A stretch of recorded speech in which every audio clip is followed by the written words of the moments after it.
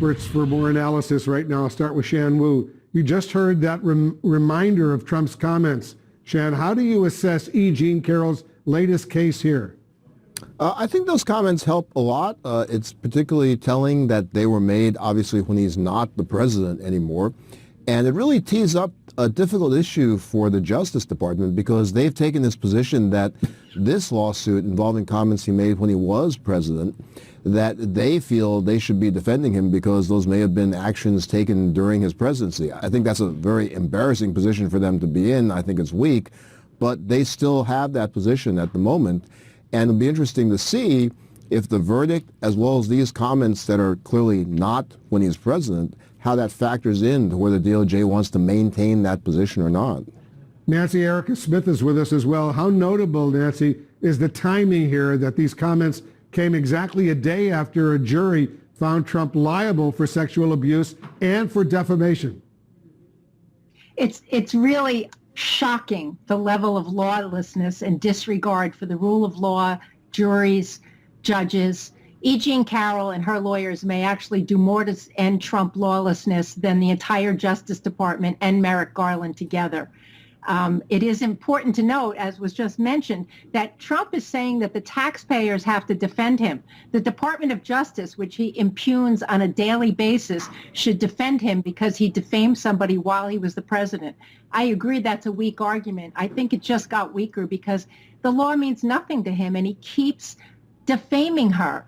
I don't think she wants to twist the knife as much as stop him from defaming her. And he has no respect for the law. Katelyn, you're doing a lot of reporting on this. What will E. Jean Carroll's process of seeking additional damages actually look like?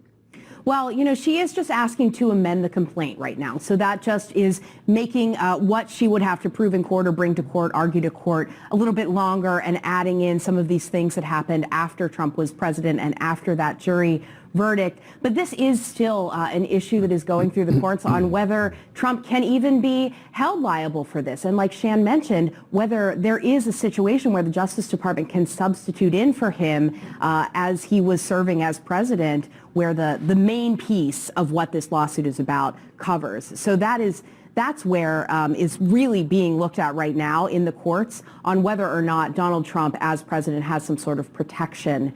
And that is going to have to get figured out before any of this other stuff will be considered. Shan, how do you think the Trump legal team will defend the former president? Well, I think, first of all, they're really honing in on this point that Katelyn just made about this legal defense, saying that it's really DOJ that should speak to him because he has some kind of protection for his comments as president. Secondly, I mean, they'll likely take the same tactic that they did originally.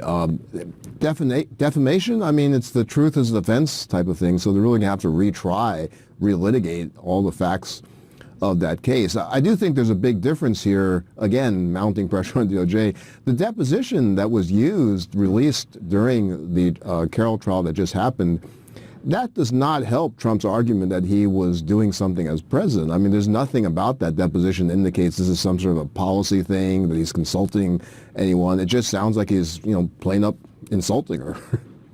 We'll see what happens on this front. Guys, thank you very much. Coming up.